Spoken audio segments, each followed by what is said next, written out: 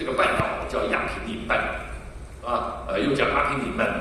这个半岛呢，我们可以看到，这个它是一个像女孩子穿的高筒高跟靴一样，非常像，是吧？三面都深入到地中海中间，三面环海。北边依傍着一个欧洲第一大高山，叫阿尔卑斯山，隔着山和山那边当时还没有进入到文明的一些蛮族，可以说隔山这个二字。那么这个有一条山脉就是这个亚平宁山这个半岛就是因为这个山脉而著名，叫亚平宁山，纵贯整个意大利全境那么这个罗马就是在这个意大利这个亚平宁山的山路。主要是在它的这个西面，面对着西地中海，是吧？就差不多在这个靴子的中间这个地方开始发起，是吧？我们一般谈到罗马，我们经常喜欢说两句话，大家都非常耳熟能详。一句话就刚刚我们已经讲了，叫“条条大路”，那是讲罗马已经达到气势如虹，是吧？气势上可以同天下受割据，气势非常壮观，那叫条条大路。但是还有一句话呢，我们也经常会说，叫“罗马不是一天建成的”。是吧？罗马是慢慢的从一个大湾子里，最初罗马最开始草创之初是7个小山包子，是吧？都是小丘陵，围着一块湿地，所以罗马通常被称为叫7丘之城，它是建立在7个小山丘上，是吧？这个7个小山丘围着这片湿地，最早是有多大呢？有72平方公里，72平方公里大家想8.5是8.5，是吧？就这么大呀！我们比我们深圳一个街道也不如。是吧？就这么大一点。然后后来到共和初期时候发展到350，就900平方公里吧。然后发展到最后590万平方公里，是吧？所以罗马不是一天建成，它一点不发展。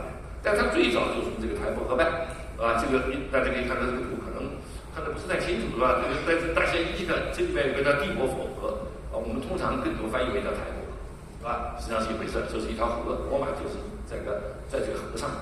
然后背靠着一个平原叫拉丁平原，是吧？所以它是在这样一个环境中发展起来的，这是我们说罗马的地理环境，是吧？然后呢，我们可以看到这个罗马呢，它的一个历史我刚刚讲了，它可以分为3，是吧？第一段呢，由于非常的久远，所以呢，往往这个历史和传说往往很容易混搭在一起，是吧？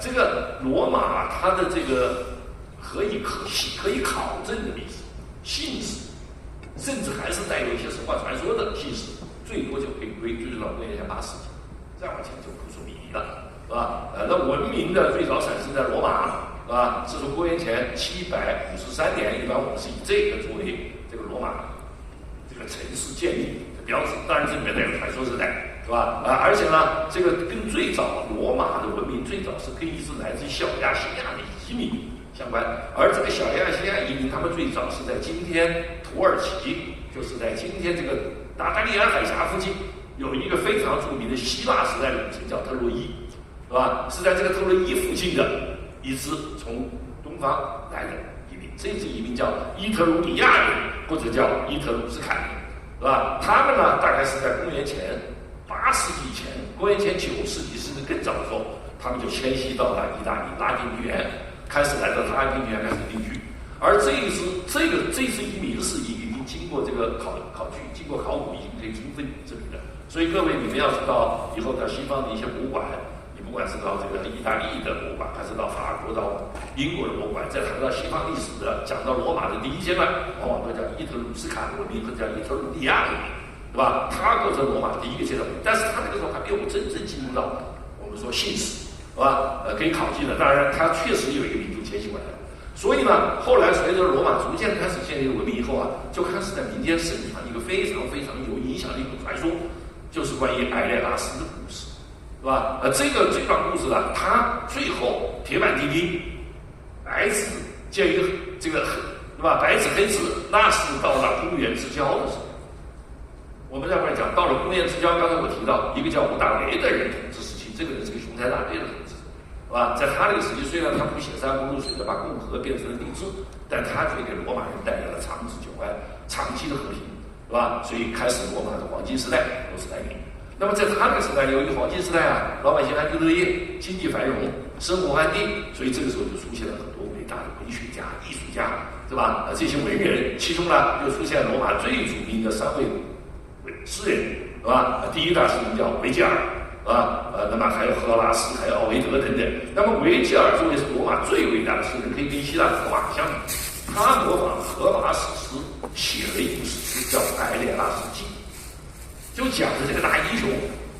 当年希腊传说中的特洛伊战争，后来经过考古可以确实，千真万确，真的发生过，是吧？那么说特洛伊城被攻陷以后，有一个特洛伊的王族，据说是特洛伊国王的外甥，啊，也有说是他的女婿，啊，那么他呢叫艾列拉斯，就带着他的家庭离开了战火纷飞的特洛伊，漂洋过海，几经辗转，最后来到拉丁语言，开始建立起。